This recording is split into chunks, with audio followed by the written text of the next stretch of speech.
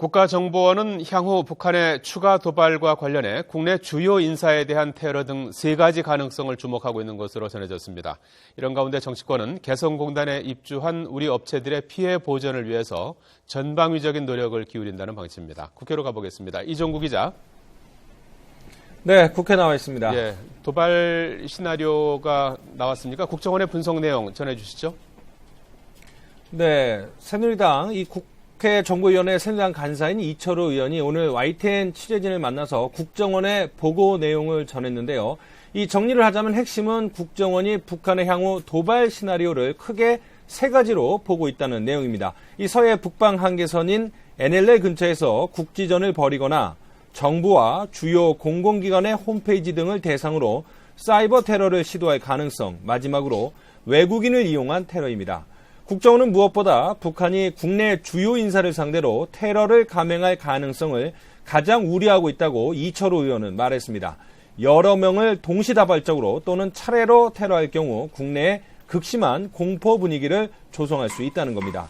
국정원은 북한이 외국인 테러 단체에 자금과 무기를 지원해주고 해외에서 우리나라 국민을 겨냥해 테러를 벌일 가능성도 배제하지 않고 있는 것으로 전해졌습니다. 이런 가운데 가장 가능성이 큰 시나리오는 사이버 테러인데요.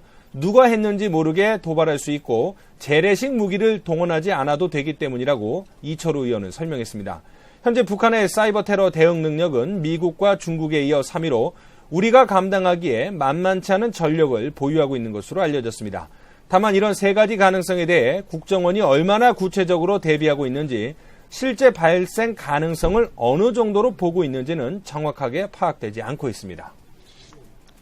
자, 이종구 기자. 그리고 개성공단 입주업체들을 위해서 정부와 여당이 특별법까지 제정을 검토하고 있다고요?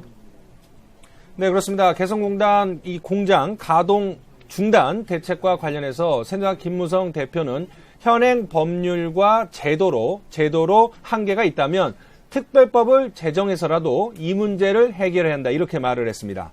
김무성 대표는 국회 집무실을 방문한 개성공단 기업협회 집행부를 만난 자리에서 정부 합동 대책반을 구성해 우선 지원 대책을 발표했지만 기업 피해를 최소화하기 위한 신속한 추가 조치가 필요하다며 이같이 밝혔습니다.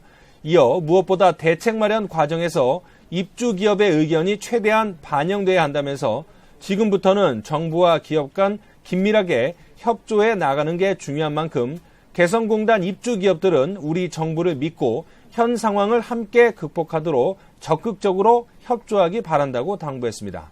김 대표는 또 야권이 개성공단 가동 중단 철회를 요구하며 정부를 비난하는 데 대해서는 선거를 위한 정치적 이득을 얻으려는 것이라며 신북풍 공작 같은 발언을 통해 정치적으로 악용하려는 모습이 나오고 있다고 비판했습니다.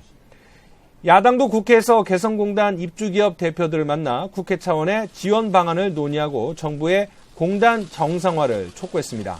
더불어민주당 김종인 비대위원장은 국회에서 열린 개성공단 기업협의회와의 간담회에서 개성공단 폐쇄 조치라는 것이 우리 경제에는 매우 큰 손실이면서 북한에 미칠 영향이 별로 신통치 않지 않겠나 생각한다고 말했습니다.